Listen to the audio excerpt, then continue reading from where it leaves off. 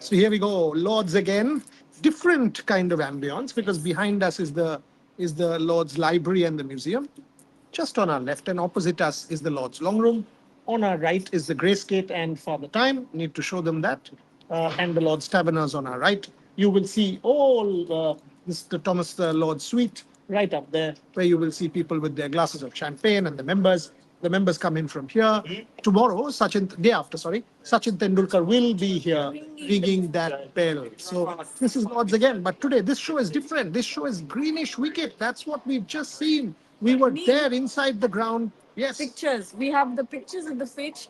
If you don't find them in the group, they are on our Rev Sports Twitter handle. So if you can just get those pictures while we talk about it. Yes, and we've spoken to Carl McDermott, we've spoken to the curator, and from what we understand, that the wicket looks pretty green, and the curator is saying that there will be assistance for the faster bowlers. Now, is that a clear change of ploy from England? Is that a clear departure from what we have seen at Leeds? And is that a clear departure from what we have seen in Edgbaston?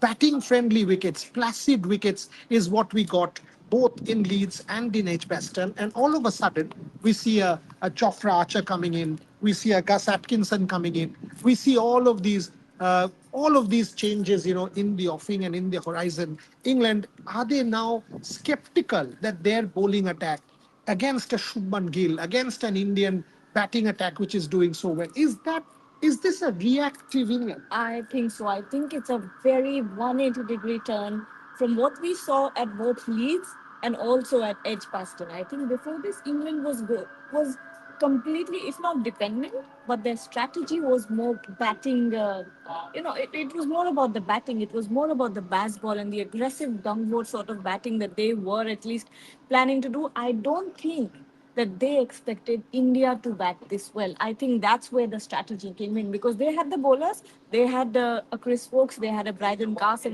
and Ben Stokes. All of them performed very well at Leeds as well. Chris Stokes maybe wasn't as good as he was at Edgbaston, but again, England had the bowlers. Now they must have thought that because this new Indian team, you never expect Shubman Gill to step up like that.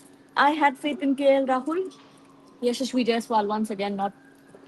You continue. Yeah.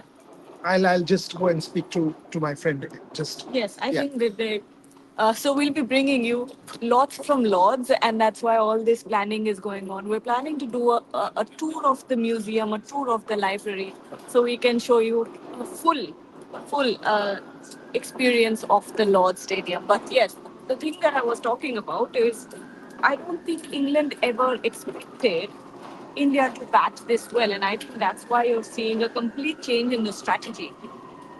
And Ben Stokes coming out. I think Ben Stokes, we spoke about this a little bit, is that Ben Stokes maybe misread the pitch completely when it comes to Edgbaston. I think that's what the case is because after that match, he sort of comes out and says that this played more like a subcontinent pitch, and the Indians are better at playing on surfaces like that.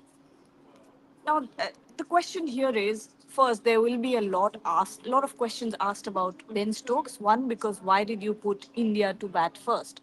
And maybe that's where the misreading of the pitch came in because I'm making this point that maybe England never expected India to do this well. Maybe they thought that Leeds was a fluke.